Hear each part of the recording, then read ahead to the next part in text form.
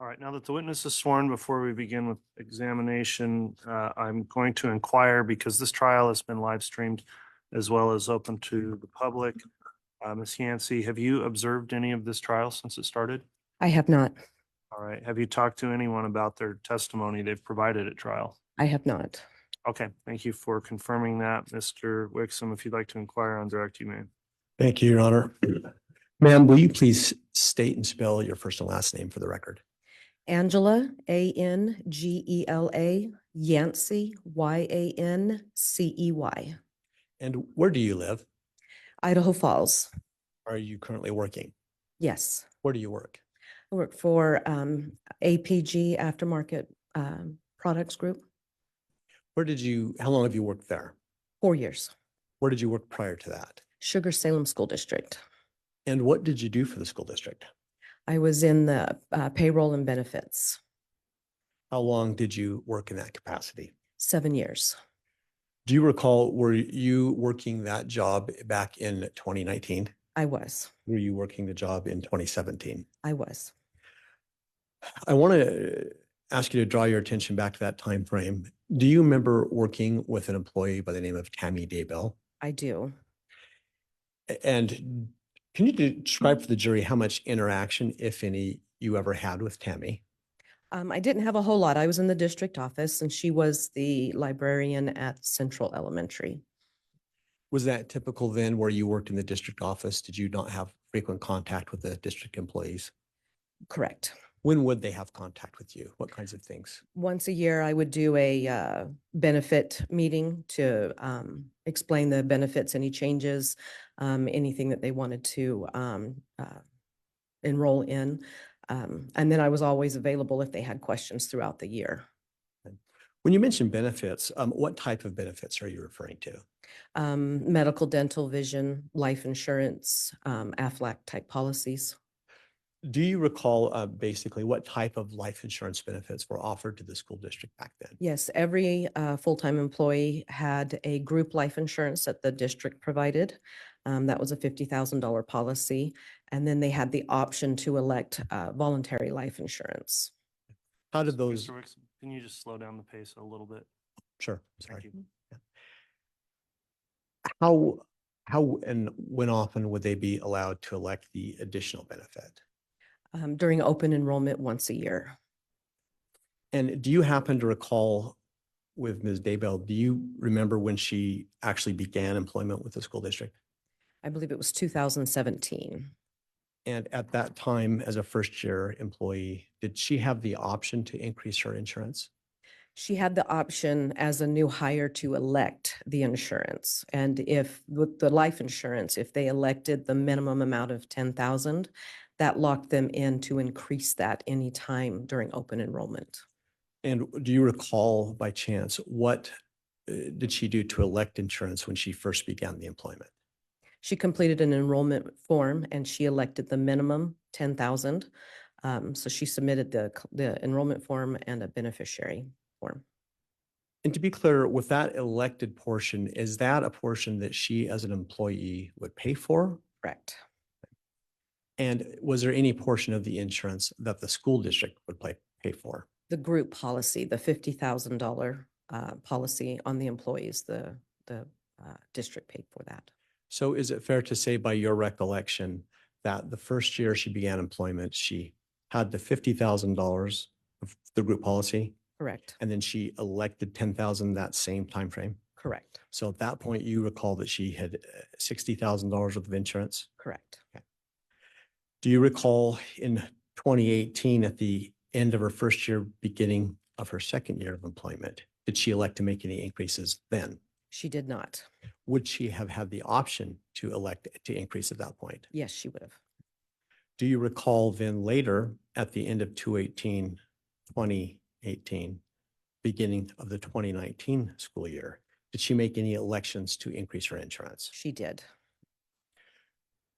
Your Honor, at this time, I would offer up to the court proposed states exhibits 151, 152, 152A, and 153. I believe they are all stipulated for admission. If you'd like me to refer for the record what those are, I'm happy to do so.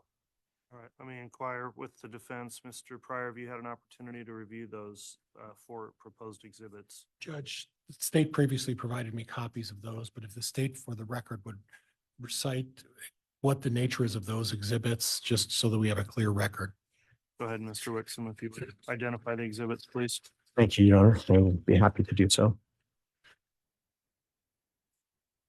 Your Honor, with respect to state's proposed exhibit 152, I will start there. It is a beneficiary statement as to Tammy Daybell's life map insurance policy.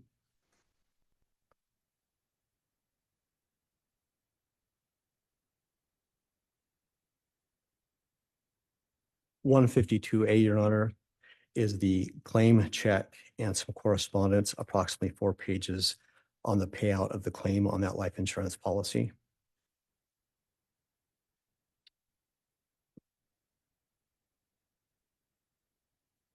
(151) is a life map voluntary benefit employee enrollment and change form.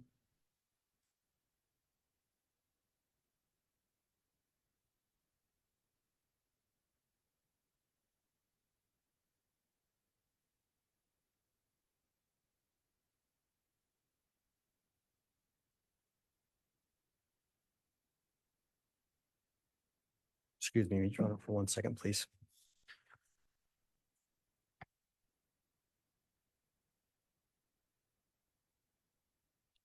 And then I hope that I've indicated that 153 is the employer and or administrator's statement signed by Angela Yancey.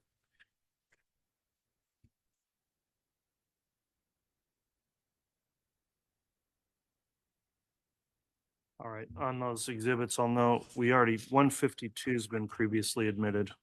Oh, okay. Thank you, Your Honor. So the other three, 151, 152A and 153 having been identified, does the defense have any objections to the admission of those three exhibits? No, Judge, those were stipulated to by the parties. Okay, so exhibits 151, 152A and 153 are admitted.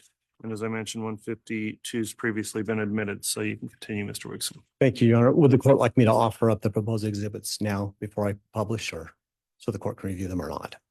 No, that's fine. They're admitted. Thank you, Judge. So, ma'am, can you explain to the jury, if an employee does elect to increase their life insurance, what is the process that they need to follow? They will complete a change enrollment form, and they have the option to increase it up to 5 times their salary, or 100,000, which is the guaranteed amount without a medical. It's called a evidence of insurability form to complete. Okay, and with that voluntary increase, what is the process that they need to follow to request an increase to the coverage? I'm sorry, repeat the question. What does an employee need to do to actually make the election? How do they go about making the request? They complete the enrollment form and submit it to me, and then I submit it to the insurance company. Okay. And do you happen to recall back in September or October of 2019, did you receive any such request form? I did. Okay. And was that related to Tammy Daybell's policy? It was. Your Honor, at this time, I would request that I could publish by Elmo States Exhibit 151. You may.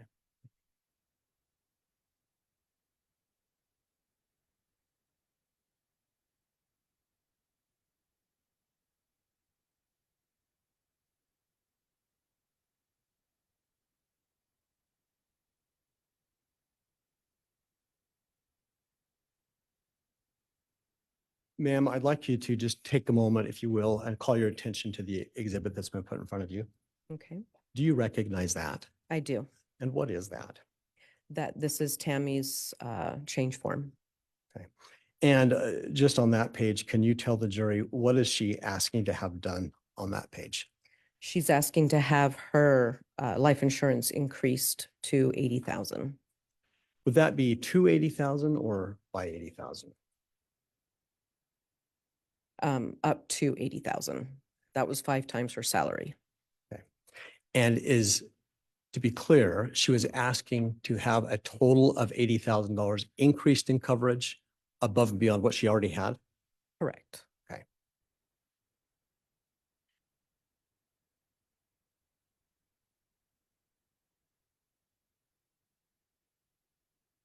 For the record, I'm going to place upon the screen page 4 of that same exhibit. I'd like you to take a look at that, please. Okay. What is that? That is the signature part of the form. And whose signatures appear on that form? Tammy's and Chad's. And is there a reason why a spouse would sign on the insurance form? If she elected spouse coverage, then the spouse's signature is required. What does that mean to elect spouse coverage? So she elected life insurance on her spouse. Is that reflected anywhere in the change application? It should, yes. Either right after the employee election or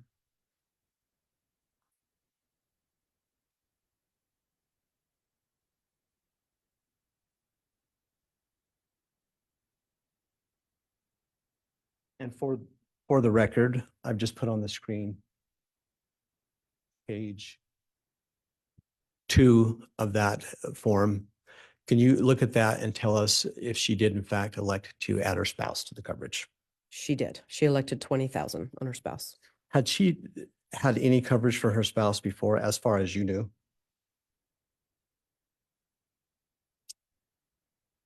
Oh, I don't recall.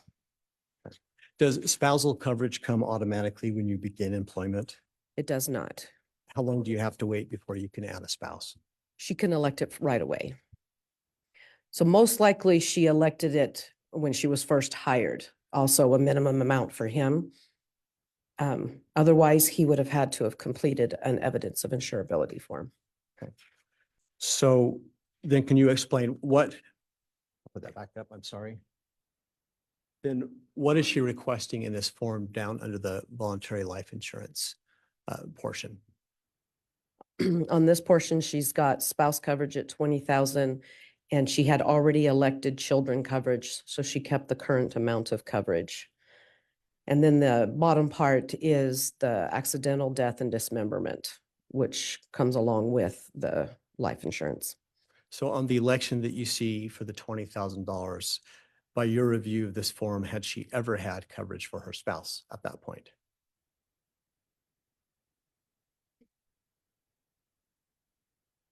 Yes, because this was filled in automatically for each employee and it has the keep current amount.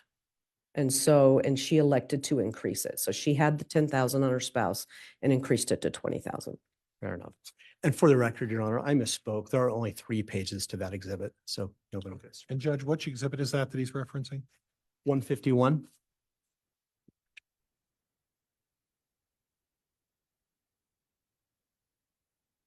Ma'am, can you explain, was this form submitted to your office? It was. How was it submitted? I'm not sure if she sent it through, we have district mail where they can put things in the school and it would come to the district office, or if it was brought in and put it on my desk. I'm not sure how it was given to me. Okay, but you apparently did receive it? I did receive it. And you recall having received that? Yes. And was it in good order as far as you know? Yes. And when you get those forms, what do you do with those forms? I make a copy of them and then I submit the originals to the insurance company. And then the copies get filed in their employee files. And I don't know if I asked or you said this before. Is there an open enrollment period? There is. And what is that period? For a school district, it starts when school in the month of August. And then the insurance company gives about a 2-week leeway into September. So everything's due by the 15th of September to be effective 9/1. Do you recall what the date was on the application we just had up there? September 8th. Was that within the time frame? It was.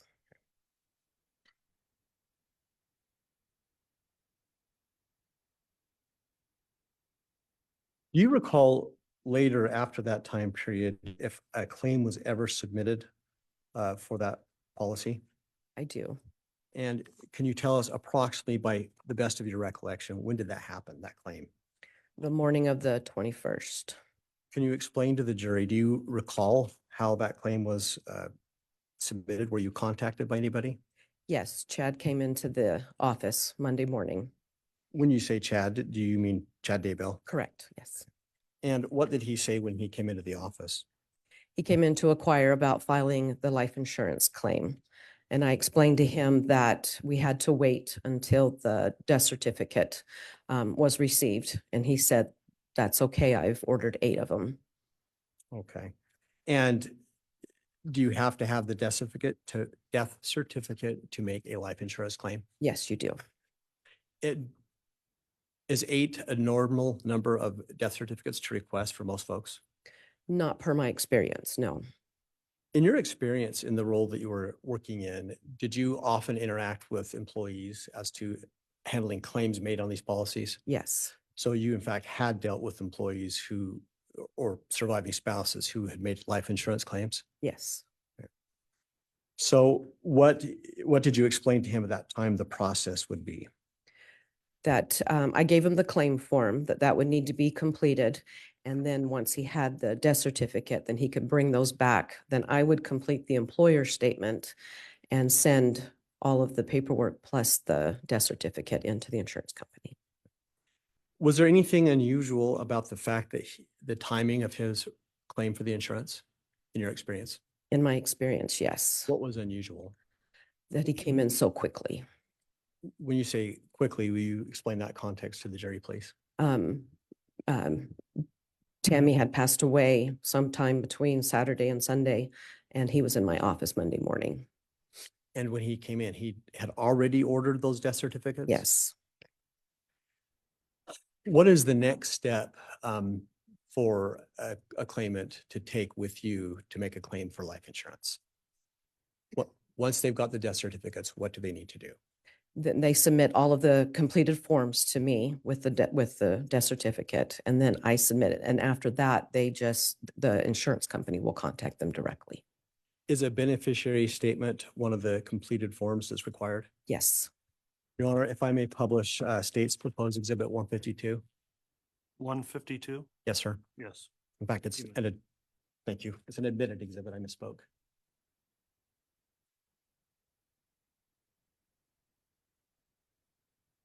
We'll give you that exhibit then, Mr. Bailiff. If we could please have exhibit 152 provided to State's Counsel.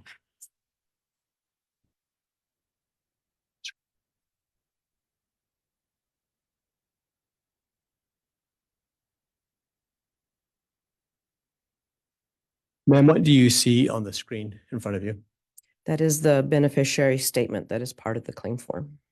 And do you recognize that to be the same statement that Chad Daybell submitted? I do. I'd like to call your attention to the medical information, the second section of the form. Can you tell us what is that very first question in the left-hand box? Can you read that, please?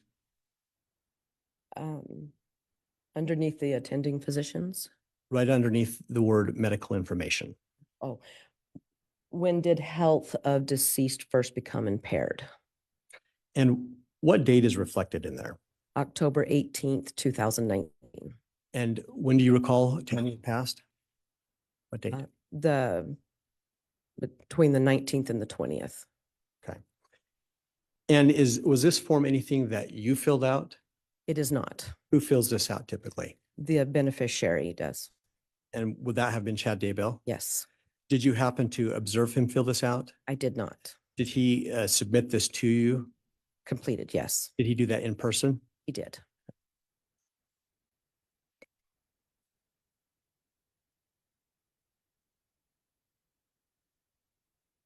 Your Honor, if I might next publish State's Exhibit 153. You will.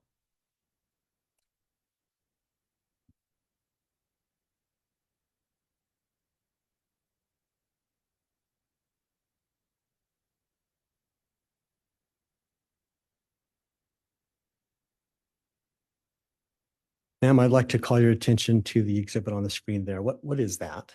This is the employer statement portion of the claim. Can you explain what that is? What that It's means? where the employer fills out the information concerning the employee. And did you fill this form out? I did. Is that your signature? Oh, That is signature, yes. why is it necessary to fill this form out? Since this is, it contains a group policy and a policy that is the premium is withheld through payroll. The employer is verifying that this is an employee of the district. Your Honor, at this time, I would like to publish states 152A. You may.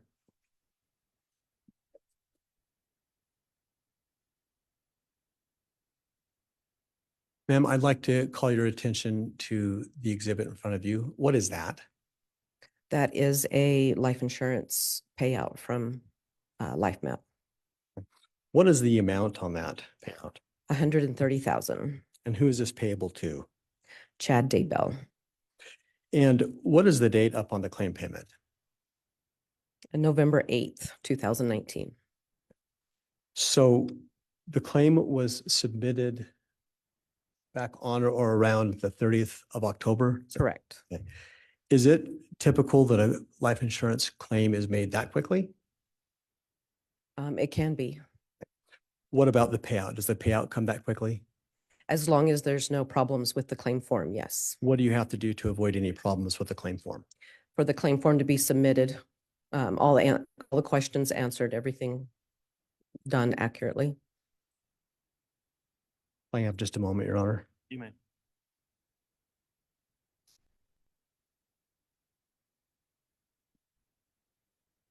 Ma'am, I'm going to ask you to help clarify something. You'd indicated that when Ms. Daybell first began employment, she had the group coverage of 50,000. Correct, And then I think you said she elected an additional 10,000 at that time. correct, So that would have been a total of 60,000. correct. And then she later elected the additional 80,000. She increased the 10,000 up to 80,000. Thank you. Yes, So that $130,000 is the total amount of the claim. correct. And was that payable only to Chad? Were there any other beneficiaries at that time? He was the primary beneficiary at 100%. So no, there was no other beneficiaries. And just for clarity, what does that mean to be the primary at 100%? You can, when you file or when you submit the beneficiary statement, you have the primary and a contingent or secondary. Primary beneficiary receives the life insurance in the event of a death. Secondary beneficiaries would receive it in the event that the primary passes away before or with the employee. And I'd asked you a bit earlier about whether you are typically contacted that quickly after someone passes. I think you said no. Correct. Can you explain how often had you recalled anyone else ever filing and contacting you that quickly about a claim? I don't really recall that. Most of the time I was searching them out to remind them that they had a life insurance policy that we needed to file for them. And just to clarify, what does that mean? Most of the time you were searching them out. Explain that to the jury, please.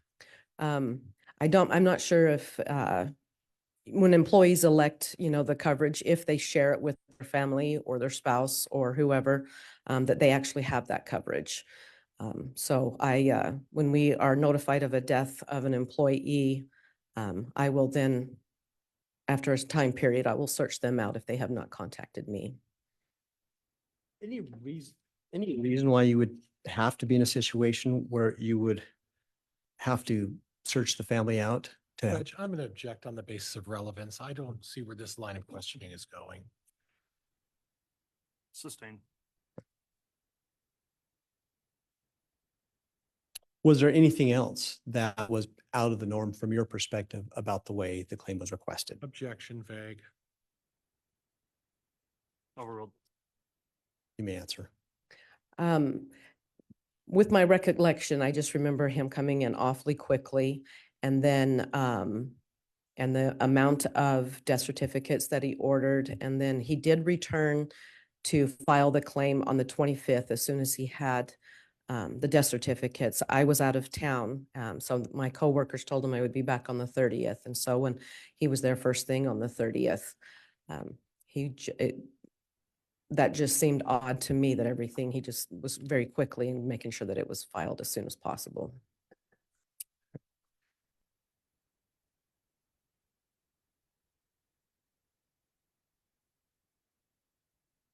Your Honor, and I have no more questions at this time. I've got the exhibits here for the marshal. All right, that'll. And Judge, I'm going to need exhibit 151, 152, and 153. At this point then, Mr. Bailiff, why don't you just leave those exhibits, if you don't mind, up there, not published, but on the podium for council's reference, and then we'll make sure to get those returned once we're done with the witness. Mr. Pryor, you can inquire on cross.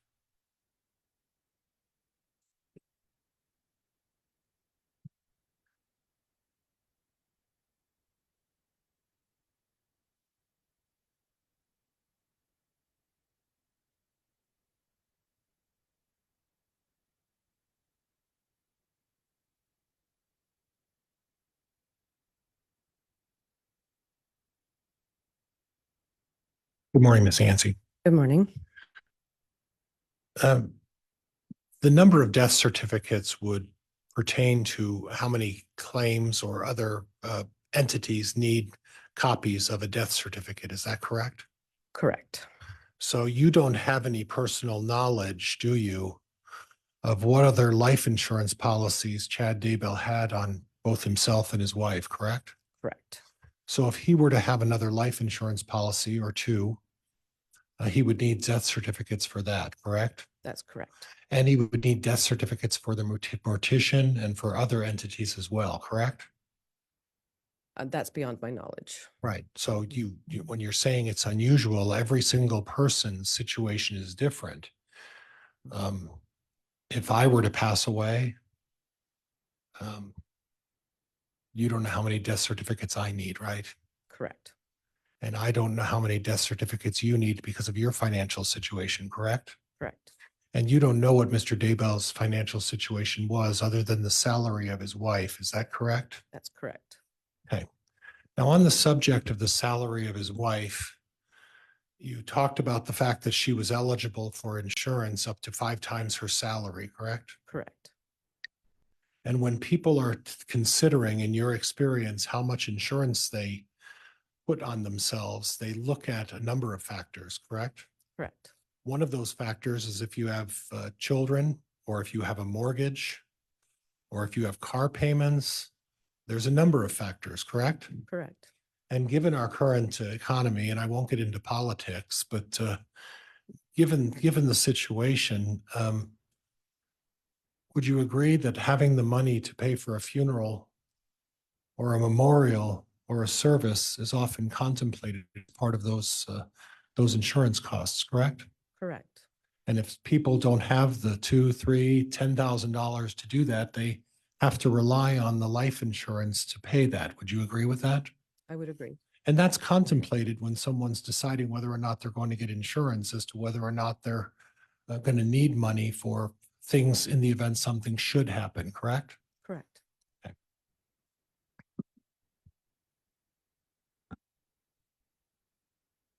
So at the time, were you aware of what Mr. Daybell's occupation was?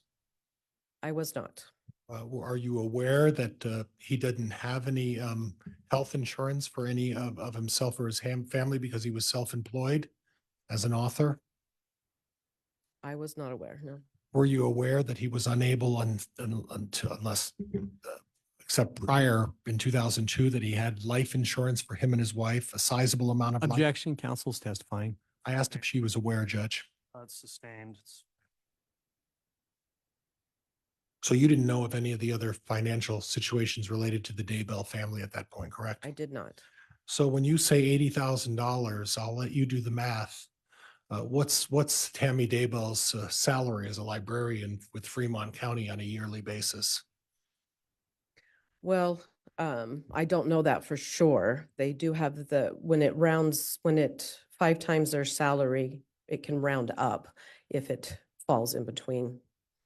So if I were to represent to you that she was making about $16,000 a year as a librarian, working 35 hours a week, would you have any reason to disagree with that? No, Okay. And we don't know how much money approximately Mr. Daybell was making writing his books, right? correct.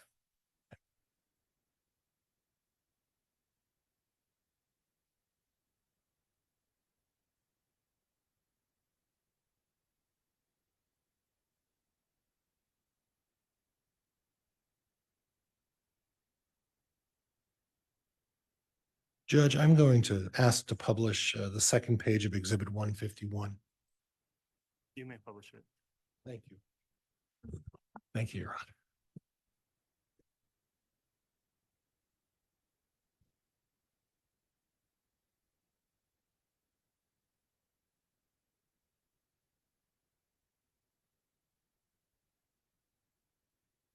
No, I'm looking at 151 and I'm looking at the and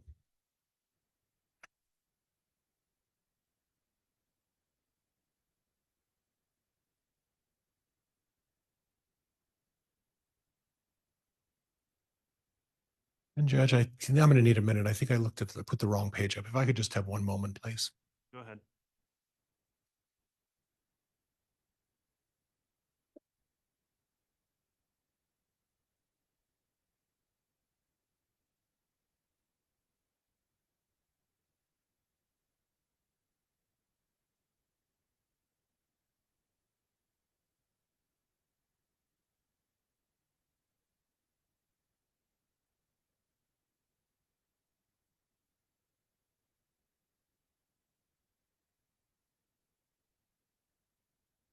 And Ms. Yancey, I'm looking at the top of the page where it says elected amount. And that's the spousal coverage. Is that correct? Correct. Voluntary life insurance for the spouse. And at this point, during this reapplication, there was a request for a $20,000 amount for Chad, correct? Correct. Okay, and then the box below that says nothing about, is not checked for keep the current amount. So when your testimony stated that, they already had 10,000 or they had a current amount, could you explain that to me?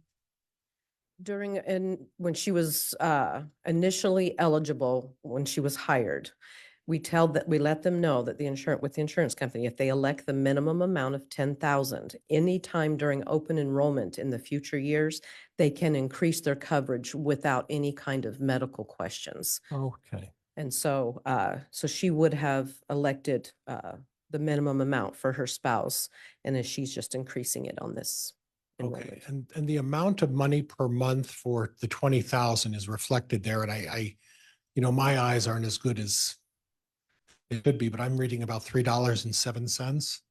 That was for the 10,000. Okay, what was the amount for the 20,000? Logically, it would double. Okay. And then the amount for the going from the 50,000 for Tammy to the increasing at 80,000. How much was that? Do you recall? She had 10,000 and increased it up to 80,000. The 50,000 is for the group life. Okay, and that was already in place, correct? Correct. So the 10,000 that she already had, that would be costing her about $3 a month as well, probably. Yes. And then she went up to 80. So how much was that insurance going up 70,000 more? I'm not sure the exact premium. Okay. Would it be, it wouldn't be, it would be possibly 7 times the $3.07?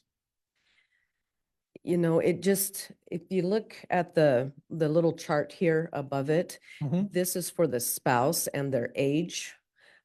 So the 0.307 is what it is for 10,000. So that's how it comes to the $3.07. Right. So if we had the chart for the employee, it's not always the same for spouse and employee. Okay. But would it be fair to say this is very reasonable insurance that's available through the school district. Would you agree with that? Correct. So if Tammy Daybell had been working for a year or 2 years, increasing the insurance because of affordability would, and having that option, that's not anything unusual, is it? It is not. Okay.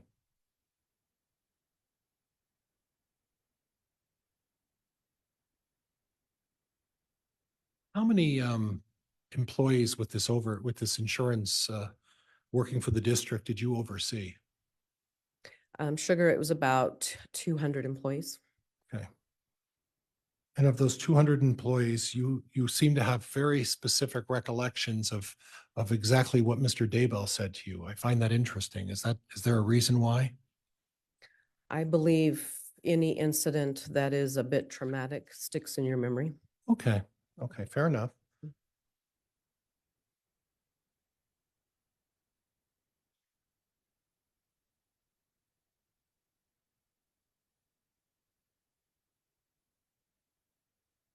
Now, the election period,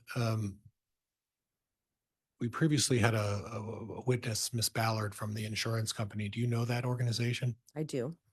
And you know that organization because they come to the school district every year or every other year to put on a presentation about the benefits of increasing insurance, correct? That's correct. It's like a sales presentation that they give to the teachers and the school officials every year. Would that be fair? No, they are our broker. Okay. So they broker our insurance with our insurance companies. They negotiate our premiums and coverages. Right. And so that has already been done and approved by the board, that type of thing. They're presenting what is available to the employees. And as the broker of the school district, it helps their bottom line to encourage teachers to up their insurance. Wouldn't that be fair? No, Oh, it wouldn't? not to up it, no. A brokerage insurance company selling insurance for another insurance company, they derive no benefit by getting extra business? Well, this is a public school district, and so they receive a commission off of those that enroll. But as far as increasing the benefit, it does not benefit them. So your explanation, I mean, I guess your representation earlier was that the Ballard Company comes in the second week or third week of August and puts on this presentation every year. Correct. And part of that presentation is the benefits of having the proper amount of insurance. Correct. They'll answer questions if employees have any questions about what they should elect. They also put on a presentation. Yes. And as part of that presentation, then they then provide them or the ability to obtain the forms necessary to complete any changes to their insurance. Would that be fair? True. It's not something that a spouse or a family would request. The person who works for the school district would be provided those forms and then take them home if it was necessary for a spouse to sign them, correct? Correct. So in this situation, Miss Ballard, we don't know when Miss Ballard or her organization came in, but she came in sometime in August, correct? Correct. And then 2 or 3 weeks later, the form was signed by Mr. Daybell and Mrs. Daybell on the 8th of September, correct? Correct. And that was submitted and processed. Correct. And again, you don't know what the financial situation of Mrs. Daybell making $16,000 a year as a librarian, and we're unsure about Mr. Daybell's income. But you don't have any information as to how badly Chad Daybell needed the money to pay for funeral expenses and other costs, correct? Correct. Yep. I have nothing else, Judge. Thank you. All right. Mr. Wick, summary direct, Please.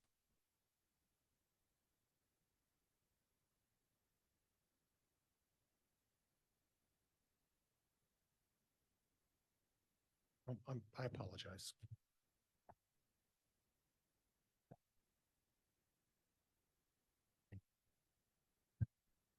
Ma'am, you were just asking questions about your memory of these events. Yes. Do you remember indicating that you tend to remember things that are traumatic more so than others? Correct. Why was this traumatic to you? What did you mean by that? Well, the death of an employee is traumatic. And then the subsequent information that followed. What was the subsequent information that caused the trauma for you?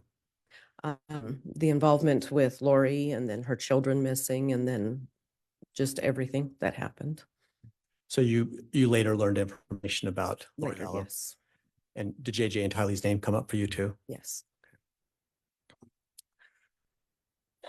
Is there any, withdraw that. You confirmed that the application to increase insurance from September 8th had both signatures of Tammy and Chad? Correct. Did you ever come across any reason to doubt that Chad had actually signed that document? I did not. Then you were asked a question about normal planning contemplations, different events. Would a new wedding be a normal financial planning contemplation? Yes. Your Honor, I have no further questions. All right. That will conclude the testimony then of Ms. Yancey. Thank you for appearing. Is the state intending for any reason to recall this witness in the future?